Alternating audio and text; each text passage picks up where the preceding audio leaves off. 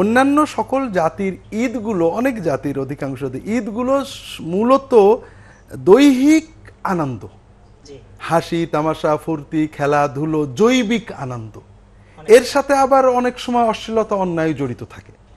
কিন্তু ইসলামে ঈদে, দুটো ঈদেই অত্যন্ত গুরুত্বের সাথে তিনটে বিষয় মেলানো হয়েছে। একটা হলো আত্মিক আনন্দ, আরেকটা হলো সামাজিক আনন্দ, আর একটা হলো দৈহিক আনন্দ। আত্মিক আনন্দ ঈদের আগে আছে ইবাদত, রমজান, ঈদের সাথে আছে নামাজ, আর আল্লাহ তাআলার শুকরিয়া করার যে আনন্দ, সেখানে এটা এই আনন্দের তুলনা নেই।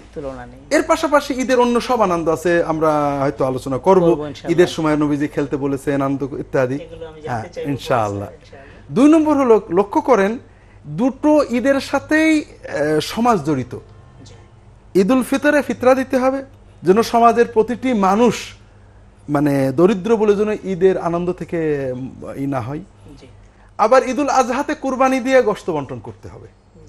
তাহলে ইসলামের ঈদে 3টে আনন্দ আসলে মানুষকে দেওয়ার আনন্দ। আপনি লক্ষ্য করবেন, একটা মানুষ ডুবে মারা যাচ্ছিল, আপনি নিজের জীবন বিপন্ন করে তাকে তুলে এনেছেন, আপনিও মরণাপন্ন, কিন্তু আপনার এই মরণাপন্ন জীবন থেকে যে আনন্দ বেরোচ্ছে এটা তুলনাহীন।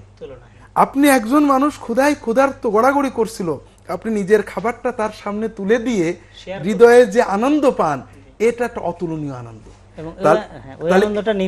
নির্মল আনন্দ। তাহলে আমরা ইসলামে ঈদের আনন্দের সাথে একটা সমন্বয় করা হয়েছে, ইবাদতের আত্মিক আনন্দ, সহমর্মিতার সামাজিক আনন্দ, এরপরে অন্যান্য জাতির আনন্দ যেটা তাকে খেলাধুলো ফুর্তি, সেটাও রাখা হয়েছে।